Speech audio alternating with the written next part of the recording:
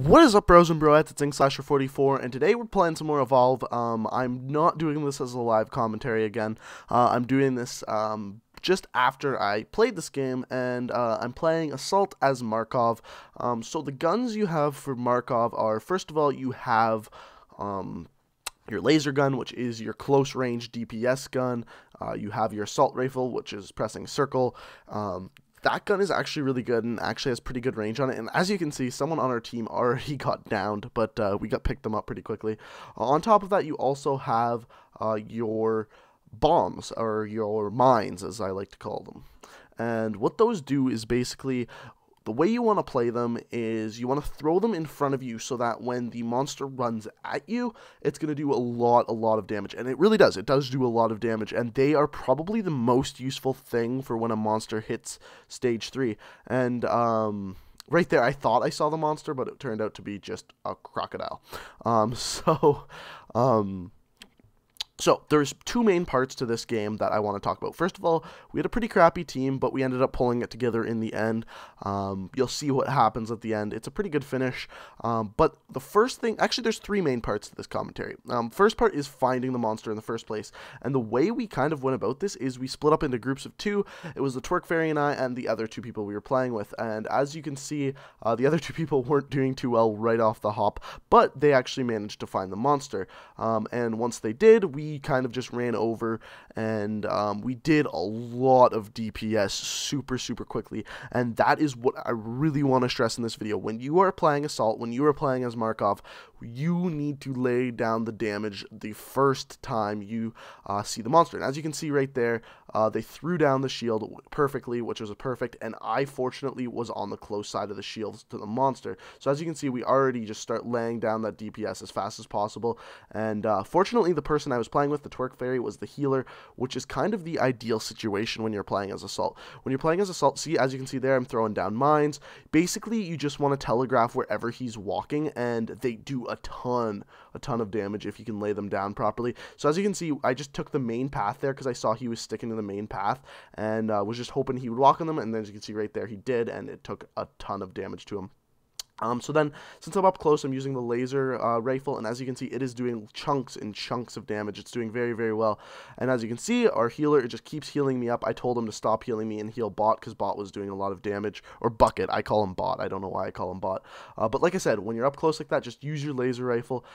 And what actually happened here is, so what's happening is, you can see we're doing a ton of DPS. So being the monster, he wants to run away as soon as that shield go down, which he does a very good job at.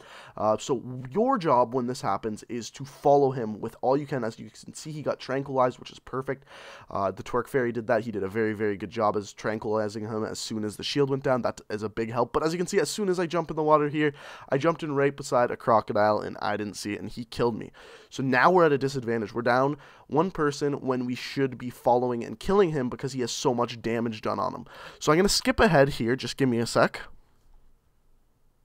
So this is where I respawned in, and fortunately the Twerk Fairy was able to spot the monster from a ridiculous distance away.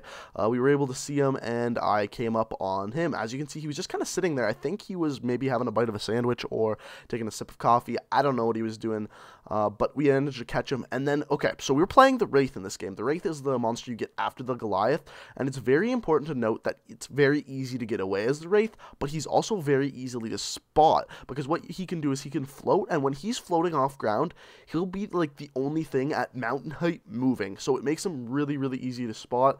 So as soon as I saw him there, I'm like, we gotta keep following him. We gotta get to him before he evolves.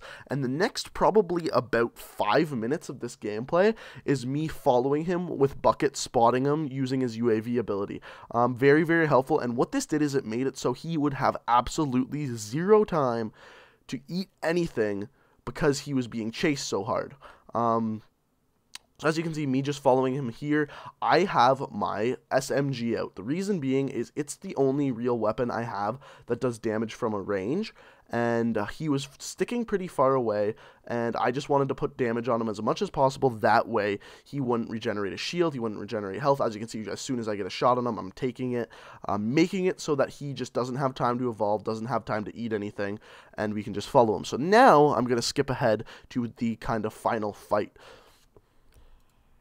So at this point right here, our team manages to find the monster, and the reason why we catch him is because he's trying to evolve. So tip, as if you're playing as the monster, really try to get away before you evolve, because the reason why we do so well in this game is we catch him evolving, and he actually had a pretty good spot for evolving, as you're going to see here in a second, but we caught him at a perfect opportunity. So the monster's actually up there, and the reason why we won this game was because of our healer. As you can see right there, we have a downed teammate right there, and if you didn't know, when a teammate is downed, the healer can actually heal the downed teammate, so the monster can't kill him. So the monster's trying to kill him, well, our healer is trying to heal him, and so he's just doing DPS to nothing. It's not doing anything.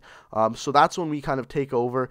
I have some horrible controls here. I tried to revive him, meanwhile someone else was trying to revive him, and I got knocked down. But after that, we kind of pull it together, and we just do as much. I realize what he's doing, that he can evolve now, and that we need to just do a crap load of damage. So right here is when we decide to just do the damage. We tranquilize him. We just do as much damage as possible. For a second, I thought he was going to get away because our trapper didn't put up the shield, which was just retarded. But as an assault person, you got to do that damage, and this is where my role really starts to play a big part. So, like I said before, the Wraith floats. I knew the Wraith floated, and right now all we had to do is not give him time to eat absolutely anything. The Wraith moves slower than the Goliath, but it's more agile, and what I mean by that is it can float, and so it can get over mountains easier.